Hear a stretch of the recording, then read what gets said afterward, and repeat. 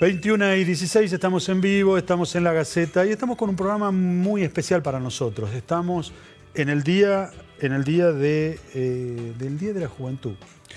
El 17 de diciembre de 1999, cuando todavía ya se terminaba el siglo, las Naciones Unidas decidieron que el día de hoy, el 12 de agosto, fuera el Día de la Juventud. Y decidimos con la producción sentar acá en el estudio a 9 jóvenes que escriben, que piensan, que estudian, que se meten en las cuestiones más humanísticas, otros se meten en las cuestiones donde está más la ingeniería, que hacen cálculos, pero que por sobre todo están trabajando en nuestra vida tucumana. Rápidamente les digo, por orden alfabético, estamos con Milagro Arguito, con Rafael Canevaro, con Ana Paula Durán, con Marcos Muñoz, con Guadalupe Sofía Ross, con Gerardo Rodríguez de la Vega, con Carlos María Terán, con Mili Tuletti, con Nicole Varela. Chicos, bienvenidos, gracias por estar en Panorama Tucumano. La idea, y les cuento a los que nos están viendo, es que empecemos a charlar de cosas que nos pasan, cosas que vivimos todos los días, cosas que nos hacen trabajar a nosotros, que terminamos discutiendo aquí atrás. Estamos acá en el estudio, allá atrás está la redacción de La Gaceta, y que son temas de todos los días. Les pongo un video, si a ustedes les parece, lo miramos y después me dicen qué ven, ¿sí? ¿De acuerdo? Vamos. Vengo de ahí y cuando termine mi mandato vuelvo ahí. Eso es lo que hay que entender, que esta gente, sí, que se quejen de mis formas, que mis modos y todo eso, que se vayan a la concha de su madre, pero ellos tienen muy buena forma, son los ladrones de guantes blancos. Yo vengo y pongo las pelotas por los tipos que producen, porque yo vengo de ahí y cuando termine mi mandato vuelvo ahí. La crueldad, sí, soy cruel, cucas inmundos, soy cruel con ustedes, con los gastadores, con los empleados públicos, con los estatistas, con los que les rompen el culo a los argentinos de bien. Que la primera ley de la política es ignorar la primera ley de la economía. Y vaya que de esto los populistas saben. ¿O acaso semanas atrás no votaron un gasto de 17.000 millones de dólares y la bruta traidora dijo que lo iba a financiar con 30?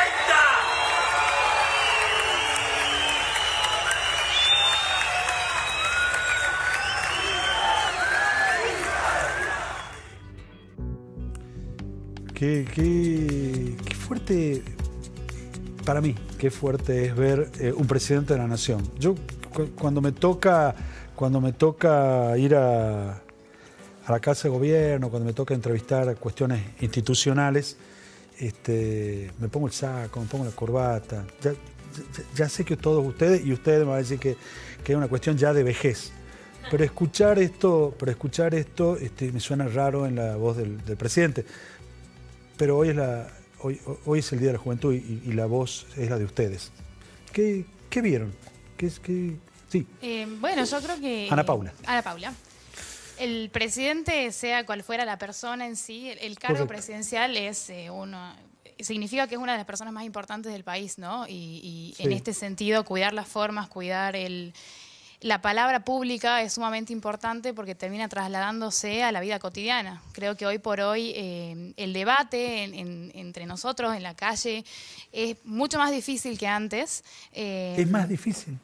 Yo siento que es más difícil, sí. El debate nuestro, el debate del ciudadano de a pie. Del ciudadano de a pie. Sí. ¿El debate en tu casa? Puede ser también. Creo que esto de en la familia en la mesa familiar no se habla ni de fútbol ni de política. Es algo que no debería ser, ¿no? ¿Por qué no podemos hablar de la política? ¿No se habla? ¿En tu casa no se habla de...? No, sí se habla. Y por suerte podemos debatir bien. Debatir bien, ¿sí? Cada uno con su postura, pero... No se levanta uno, se encierra en... No, por suerte no. Pero me parece que es sumamente importante esto, cuidar las formas, entender que podemos tener formas de pensar diferentes, pero no así decir palabras hirientes con el otro, ¿no? Ana Paula, una cosita más. ¿Por qué? ¿Por qué no está bien? No está bien porque de alguna manera estamos emitiendo juicios de valor sobre otra persona y es cuidar la integridad también, ¿no? del otro. El respetarlo, el poder dialogar en buenos términos, es algo que suma mucho a la construcción colectiva y a nuestra forma de ejercer la ciudadanía, ¿no? Y las personas públicas, sobre todo, son las que van marcando la agenda y son las que terminan trasladando a cómo el resto de los ciudadanos de a pie termina debatiendo y ejerciendo sus prácticas ciudadanas día a día. No la dejen hablar sola. ¿Quién más dice algo? Ay, acá estoy. Nicole. Acá. Nicole. Bueno, yo soy Nicole y principalmente coincido mucho con Pau el tema de que tenemos una figura, la figura nacional, institucional más grande del país que se comunica de esta forma y es alguien que termina marcando la agenda y sobre todo de que hay muchos jóvenes que también están en un momento muy fanatizados con Milei y lo consumen muchísimo, entonces yo creo que poniéndome también del otro lado, viendo la figura más grande que tenemos en el país hoy en día y decir, si se comunica de esta forma, ¿por qué yo no puedo ir a un debate y debatir de esta forma también? Entonces creo que también son comportamientos peligrosos que... Deberían entrar en groserías acá ya nomás. Sí, creo que es algo que un poquito termina pasando en el día a día. Yo creo que coincido mucho con Pau, que hoy cuesta muchísimo debatir con mucha gente, o por lo menos debatir de una forma coherente. Nicole, y cuando ustedes hablan, cuando estás en tu entorno, ¿te sale eso o no? A mí no, pero, pero a veces sale. Tengo la suerte y la haber tenido la oportunidad de haber estado en varios debates y por ahí las formas sí terminan impactando muy similares. O sea, medio que nos representa bien el presidente. Sí, yo creo que también es algo de que Milei nunca negó esto, es algo que desde el momento uno de campaña sabemos cómo son las formas, entonces no está escondiendo nada ni está saliendo fuera, es como si estuviera en una campaña eterna, siempre lo define a Milei como su campaña eterna. Milagro, que pediste el micrófono. Yo creo que algo que leí cuando era muy chiquita es la paz no es solo la ausencia de guerra, sino también es tener educación, tener cordialidad y poder vivir en una comunidad que prospere. Y para mí, trasladar toda esta guerra interna al campo de las palabras es muy peligroso. Una vez me dijeron que el cuerpo no entiende ni de sarcasmo ni de insultos entre amigos, que el cuerpo lo toma como si todo fuese verdad. Entonces también analizar estos discursos y la dialéctica que usa el presidente, primero que banaliza muchas cosas que para nosotros como argentinos creo que son muy importantes, cuando se hablaba de la dictadura y que él la mostraba como si fuese una guerra entre el bien y el mal, pero después cuando habla de la dictadura de otras cosas, ver cómo utiliza términos propios nuestros arraigados a la argentinidad y busca banalizarlos, creo que va mucho más allá de los insultos, sino el análisis profundo de cómo se maneja nuestro presidente. Y yo te podría decir que me duele decir nuestro, pero la gente lo votó. Pero yo creo que también está en nosotros como jóvenes instaurar el debate respetuoso. Bien. Y más que nada, también Dios nos dio, y que no mienta acá el amigo. ¿Quién es el amigo? Dios nos dio 2 orejas para escuchar más de lo que hablamos. Entonces también creo que está en nosotros como jóvenes activos en nuestras comunidades poder también escuchar activamente y no solamente balbucear sin sentido. Porque todo lo que decimos de una u otra manera le llega al otro. Y podemos ver que con sus discursos de odio y de violencia, hoy en día en las redes sociales, por ejemplo en Twitter, tenemos 3 veces más de insultos y de violencia entre los jóvenes. Y esa escalada va muy fácilmente a la violencia física. Entonces también es peligroso instaurar este tipo de comunicación. Así que creo que hay que cuidarla, es lo más importante que tenemos. ¿Qué deberíamos hacer los medios? ¿Qué me aconseja que deberíamos hacer en la Gaceta, por ejemplo? Es decir, hay que señalarlo, hay que escucharlo, por ahí no hay que llevar el apunte, puede ser una noticia que no interese. ¿Qué harías si vos estuvieras en una reunión de editores? Y bueno, yo también soy streamer, me olvidé de contarlo. Bueno, a ver, ¿y qué haces vos con eso? Yo creo que las personas que les toca comunicar, yo creo que hoy en día necesitamos menos abogados y más comunicadores, primer punto. Ajá. Capaz que sea polémico, me retarán algunos, pero por lo que te decía, la comunicación me parece muy importante, y más hoy donde la libertad de expresión está muy, muy, muy subestimada y donde las noticias falsas corren como moneda corriente. Entonces, creo que hoy en día los medios de comunicación juegan un rol fundamental. Hoy en día también los medios de comunicación son muy perseguidos. Veamos lo que está pasando en Gaza hoy, que las mismas Naciones Unidas dijeron que en este conflicto fallecieron mucho más medios de comunicación que en los últimos 2000 años de la humanidad. Así que ustedes están en la boca del lobo, pero creo que también les da, nosotros estamos, pero también nos da esta cuota de responsabilidad de saber que todo lo que comunicamos tiene un impacto. Entonces siempre mostrar hechos y dotar a las personas con la capacidad para que ellos formen su opinión. Creo que es lo más importante. El amigo que no me deje mentir, Carlos, vos que la dejás mentir, ¿cómo es? Bueno, ella quiere hacer una alusión, bueno, por ahí a lo que es el diseño de Dios, el perfecto diseño de Dios sobre el ser humano. Pero bueno, comparto un poco también lo que dice Nicole en este sentido. Creo que es Milei y lo que pasa con un montón de personas, no solamente Milei, en el ámbito de los medios, en el ámbito de las redes sociales, es un síntoma social.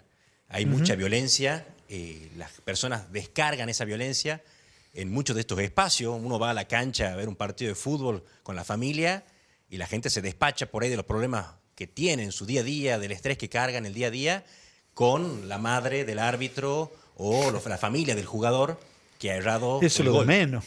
Bueno, por eso, digamos, así de una manera muy, muy cortés, pero esto es un síntoma social. La gente está como muy cargada, con muchas cosas encima, y busca despacharse muchas veces, como liberando esa tensión interior en estos espacios, en estos foros públicos, como son las redes sociales. Si uno entra yo anulé mi cuenta de Twitter hace muchos años por la violencia. ¿Cerraste tu cuenta de Twitter? Sí, hace años, más de 10 años por lo menos, por la violencia que se manejaba y la impunidad, porque cualquiera puede opinar lo que quiera. Pero te ganaron, no hay consecuencias. te ganaron un partido. No, porque me da paz a mí. Entonces, claro, pero la violencia sigue estando. Bueno, o sea, vos te retraíste. En ese sentido sí, decidí sembrar en otros lugares. Correcto. En espacios, en foros donde yo puedo encontrarme con la persona cara a cara. Correcto. Porque esa lucha interminable, invisible, no lleva a ningún lado. Entonces, bueno, trato de sembrar en las personas que tengo alrededor. Milite, yo te saqué el micrófono. No sé si querías hablar vos.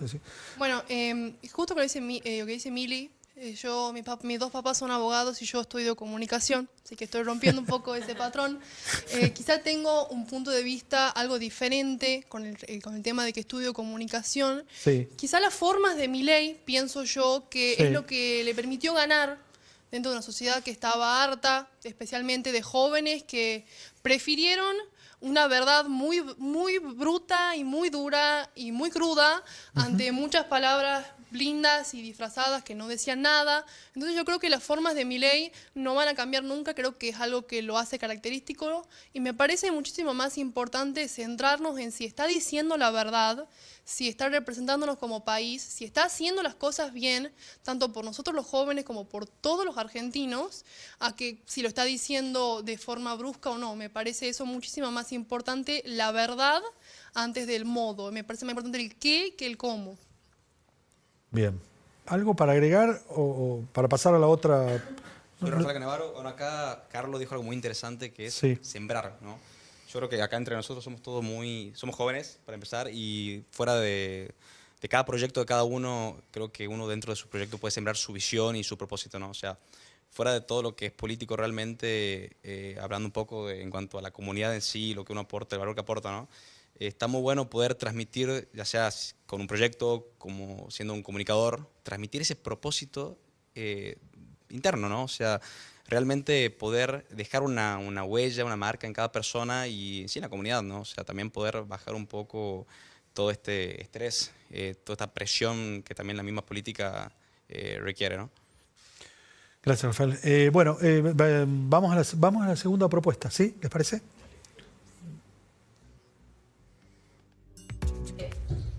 Lo único que pido es que este tribunal haga justicia. Que lo que a mí me queda de vida me dejen vivir en paz y sabiendo que recibí justicia. Es lo único que estoy pidiendo.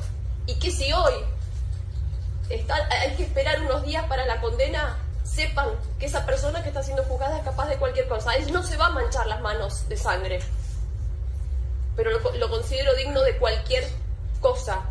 por mi vida y por la de mis hijos voy a pedir que lo detengan. Porque yo, si no, los voy a hacer responsables de lo que me pueda pasar a mí o a mi familia. No se va a manchar en las manos, pero tiene muchísima gente sucia, ¿no? Porque no tiene evidentemente ni un amigo que lo venga a defender, ni a contar una verdad absoluta en donde él es una buena persona. Creo que dijo que a mí me vinieron a defender mis amigos, a mi familia. Por suerte hoy tengo amigos y familia que están cerca mío, gente que no podía ver antes. Pero no puedo convencerlos de una verdad que ustedes mismos pudieron ver. Yo lo único que les quiero pedir es justicia. Yo ya estuve muerta, no quiero estar muerta 2 veces. Déjenme vivir en paz. Nada más. Gracias por escucharme. El caso de Julieta Prandi, que también, ¿no?, es un tema que se ha instalado, del que hemos hablado, del que hemos participado la sociedad en general. Ustedes tienen la palabra. Bueno, no sé. Bueno. Marcos, ¿qué viste? Bueno, considero principalmente que la violencia de género es un gran problema social el día de hoy. Existen muchos, tanto jóvenes como grandes, que sufren violencia, no solamente las mujeres, sino también los hombres. Es algo que se tiene que visibilizar. ¿Visibilizar? Sí, porque muchas veces se hace mucho hincapié sobre la violencia en las mujeres, pero los hombres también sufren violencia de muchas formas. Sí. Por eso considero que se tiene que hacer conciencia de esto, se tiene que trabajar sobre esto, y la justicia también tiene que tomar un papel fundamental en esto, tomando medidas que sean ejemplares, pero que bueno, que evidentemente a lo largo del tiempo no se ha logrado profundizar o realizar un sistema realmente efectivo para evitar estas cosas, para tenerlas a tiempo. Creo que día a día se publicitan un montón de noticias de gente que salió hace poco lo de la señora que estaba prácticamente esclavizada por el marido y los hijos. Sí. Entonces yo creo que todo esto es un tema muy importante, es muy pequeño el espacio para tratarlo, es algo muy amplio, hay un montón de visiones, pero hay que reconocer que sí es un problema, que sí está instaurado en la sociedad y que bueno, se tiene que tratar y buscar la mejor manera para solucionar esto. Vos señalabas hay que trabajar.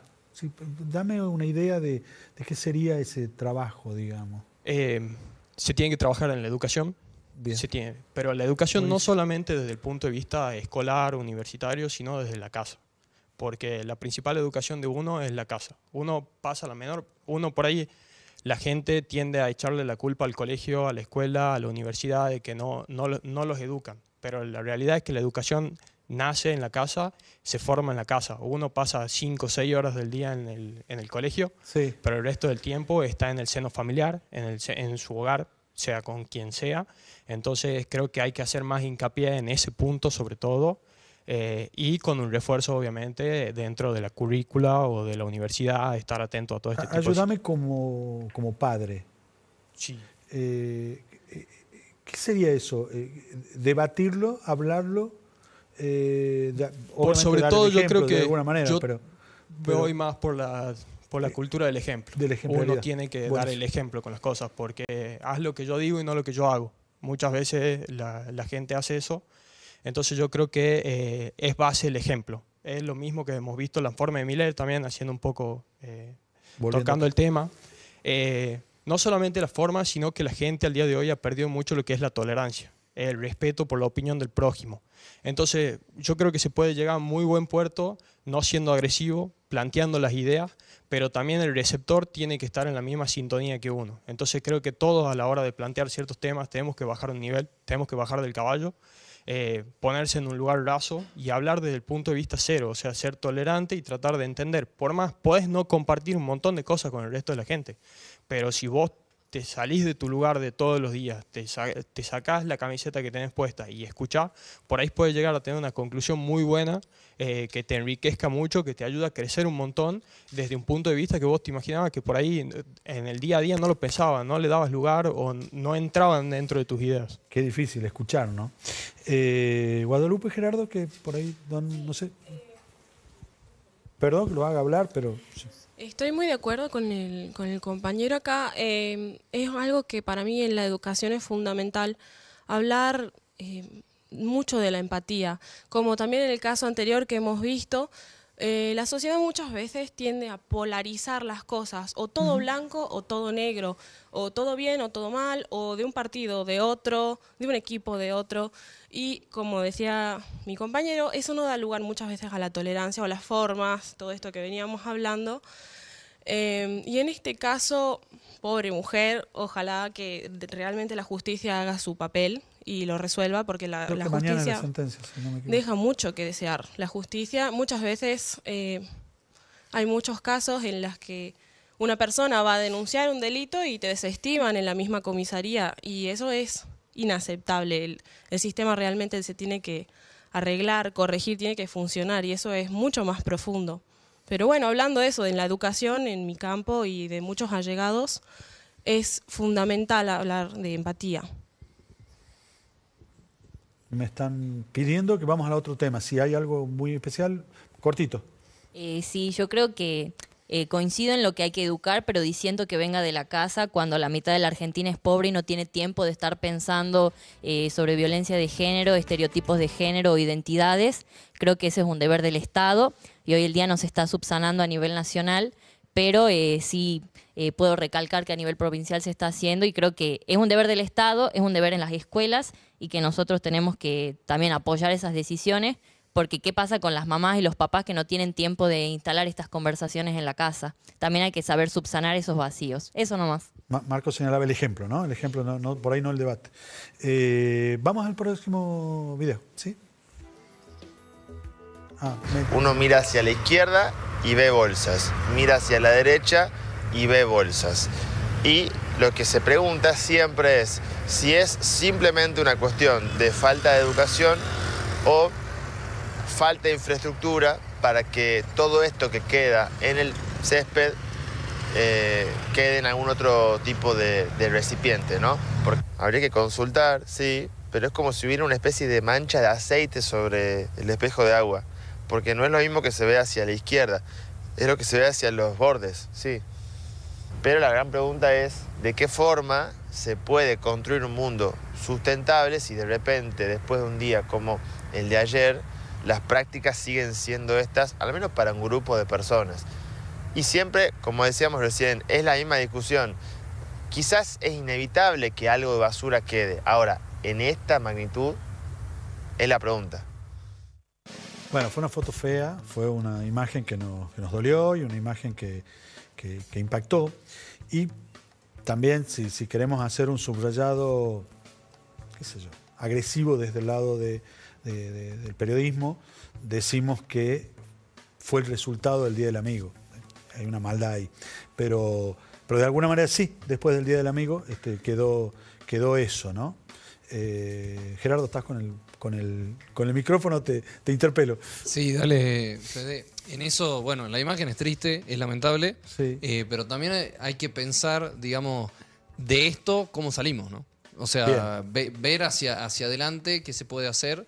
Y creo que una de las cosas a la hora de pensarlo como política pública es cuántos tachos de basura había, primero, y segundo, qué tipo de residuos se están generando, ¿sí? Porque también tiene mucho que ver con la cultura desde el punto de vista del plástico, de qué nivel de utilización de plástico tenemos en el día a día, y claramente, como ya lo hemos resaltado en las otras dos imágenes, la cuestión de la educación.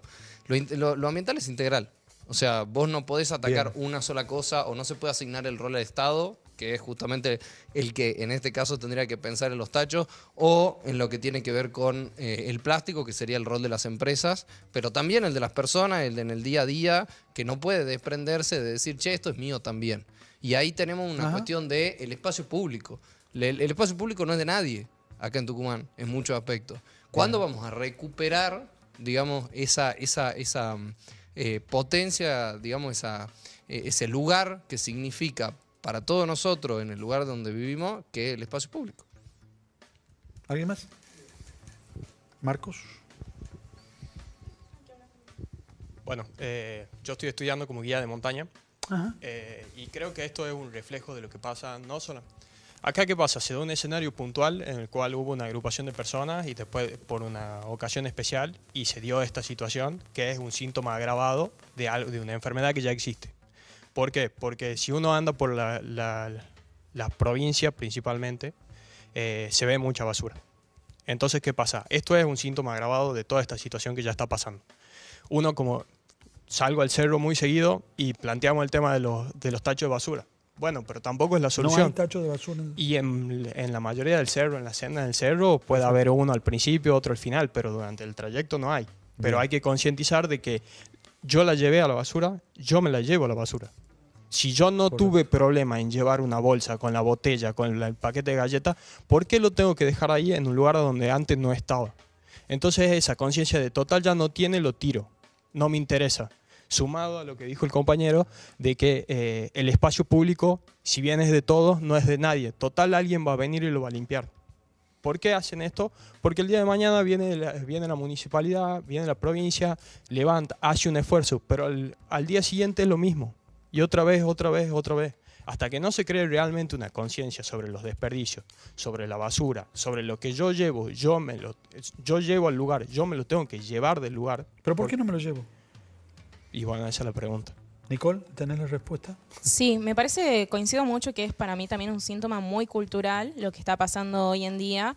Y por más de que ese día, bueno, se intensificaron lo que vendría siendo los contenedores en el Parque 9 de Julio, y sin embargo terminamos teniendo esta imagen, terminamos teniendo la imagen del lago lleno de aceite. Entonces me parece que también hay una cuestión cultural. Justo hace unos días tuve la oportunidad de hablar con unos chicos del colegio de la Escuela del Galileo Galilei, y me contaban de que ellos sienten mucho de que hay una falta de amor por Tucumán y que por estas cosas, y esto es el resultado, esto es reflejo de la falta de amor que uno tiene por su parque, un parque hermoso, por su provincia.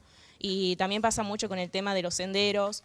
Teníamos, hace poco se había sancionado una ley en guardaparques y también se la terminó vetando. Entonces tenemos hoy en día un montón de cosas que son culturales, que el Estado también está en algunas partes presentes, te diría en algunas jurisdicciones, y en otras jurisdicciones también está totalmente abandonada, pero fundamentalmente me parece que es cultural y la falta de amor y de raíz que uno le tiene a la provincia.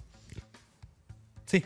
Yo, bueno, coincido mucho con lo que vienen diciendo los chicos, principalmente con esto que dijo Nicole al final. Tenemos mucho trabajo por hacer en cuanto a la construcción de la identidad tucumana. De la identidad tucumana, sí, y del querer nuestro suelo. No hablo suelo solamente en el caso de no tirar el residuo del parque en este caso, sino de querer lo que somos, de querer nuestra historia, de querer vivir acá y de querer vivir bien acá, ¿no? Sobre todo. Y si nosotros queremos vivir en un lugar limpio, no tenemos que ensuciar, cae de maduro, ¿no? Entonces me parece que tenemos un trabajo muy grande ahí, que yo creo que se viene trabajando. Por supuesto, falta mucho por hacer, pero bueno, de alguna manera tengo esperanza en que nosotros los jóvenes podamos sobre todo impulsarlo. Y después, por otro lado, creo que también... Qué responsabilidad, ¿no? Sí, es una responsabilidad, pero tenemos que asumirlo, porque si no lo hacemos nosotros, ¿quién lo va a hacer? Me parece que es un desafío grande para nosotros, pero si de repente nosotros somos los que vamos a vivir mañana en Tucumán, entonces si no lo hacemos nosotros... Tengo una pregunta que me interpela personalmente y ya nos vamos a un corte, Gerardo, si te doy la palabra. ¿Vos pensás que nuestra generación ha fracasado? No creo que haya fracasado. Sería generalizar, ¿no? Creo que hay muchas personas que hicieron muchas cosas buenas por Tucumán, pero sí creo que estructuralmente tenemos una falla muy grande. Pero estamos en deuda. Podría ser que haya una deuda, sí, pero no es una cosa puntual, sino que es una cosa estructural. Gerardo, cortito para irnos a corte. Sí, algo que me parece que dieron el pie también es la cuestión esta del orgullo por Tucumán, y que uno lo ve también en otras provincias donde vos hablas desde una persona grande, una persona joven, de distintos sectores políticos, pero también empresariales, de cualquier sector, y te tratan de hablar lo más maravilloso de su provincia.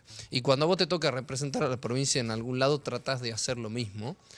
Ahora, cuando nos miramos hacia adentro, ahí es donde empieza capaz a flaquear eso, y hay mucho también de decir... de apropiarse justamente de lo nuestro. O sea, qué es lo que nos representa, qué es lo que queremos de nuestra provincia para poder generar. Pero si no nos apropiamos, cambio, ¿no? Encuentro la identidad, y si no encuentro la identidad, no puedo hablar. De quienes viven acá cerca del parque, ¿sí? Sufrieron las consecuencias de la gente que estuvo ahí y se fue. Y entonces, pero esos mismos que se fueron también son parte de esa zona, de ese parque. Entonces hay una cuestión de apropiación de lo nuestro para poder de algún modo pensar en un proyecto colectivo, ¿no? Vamos a un corte. Estamos acá con 9 jóvenes que nos dijeron que estamos en deuda a nuestra generación, es la que me ha dolido a mí, que hay algunas fallas en la justicia, que tenemos un problema cultural, que hay que trabajar mucho para que la violencia social y la violencia de género nos duela menos.